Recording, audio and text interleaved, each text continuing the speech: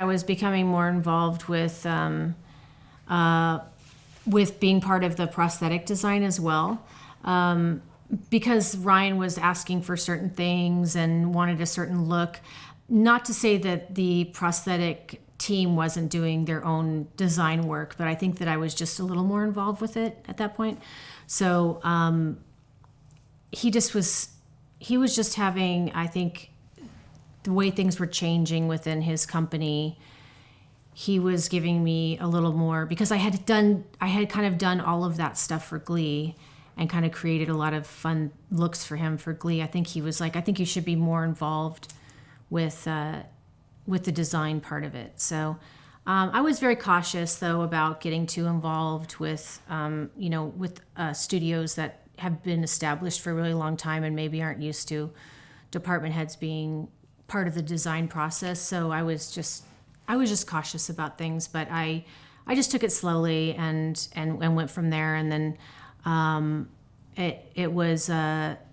there were certain things that certain interpretations that I understood a little bit more about what he liked, and maybe I was able to kind of like pull from what he wanted to explain more of what he wanted to see on camera. Or I don't know. I was kind of like a liaison. And then there would be a supervisor within the shop who would then be responsible for the execution. Oh yes, the head person of the makeup effects studio was in direct contact with production, and then would create the looks for the show, and then it would be created there by a team. Kind of like how I used to work for, like there's mold makers and the sculptors and painters and everything, and then a lot of times, I had a big team for American Horror Story, so a bigger team anyways, and we did a lot of the blood gags, because Ryan really wanted everything to be practical.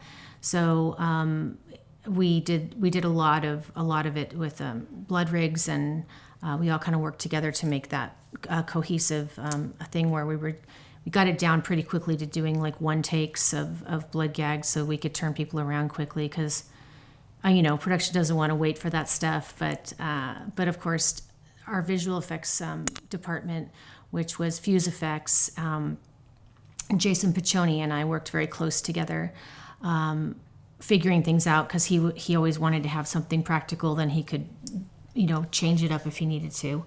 And there was a couple characters that we ended up doing things like that for. The first season was. Connie had a pregnant belly, and they wanted to see like a hand move across it, and so we ended up doing some dots. It started off being dots, sometimes, and then later on we didn't even have to do dots anymore. They just kind of it evolved so quickly. Visual effects evolved so quickly, but we had a really good marriage between practical effects and visual effects.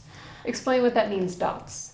So you put some dots on certain parts of the face that are going to have, or the body, or whatever effect you're doing, to they're like location dots for the visual effects company to come in and know that that's exactly the area that they want to be moving, or they want to transition into something or insert something into that area. Sometimes we use green screen paint to make makeups more deep, and then they can go in with visual effects and deepen that. Depending on what's required from the visual effects company is how we do that. They're just the dots are for location, for where you want to be doing the prosthetic, or changing the prosthetic, or moving it, or adding blood there or something. So, but over the years it's changed a lot. So sometimes you don't even have to do green screen anymore. They just are able to take, like, if it's supposed to be a chopped off finger, they just can take the finger out. It's pretty wild how much it's changed just in the past 10 years. It's come a long way.